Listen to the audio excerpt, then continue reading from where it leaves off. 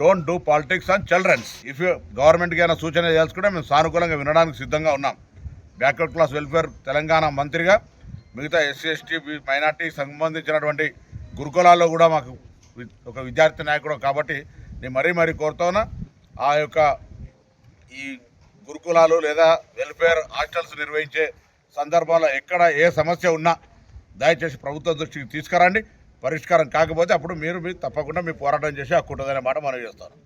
కాబట్టి దీని మీద కూడా రాజకీయం చేసే విధంగా 10 సంవత్సరాల అధికారం ఉన్న కిరాయిలు ఇవ్వలేక, మెస్ ఛార్జీలు ఇవ్వలేక, నిత్యం సరఫరా చేసిన ఫుడ్ సప్లయర్ కూడా పేమెంట్ లేని పరిస్థితుల నుంచి ఇవాళ వాటన్నింటినీ స్ట్రీమ్లైన్ చేస్తూ ఉన్నాం.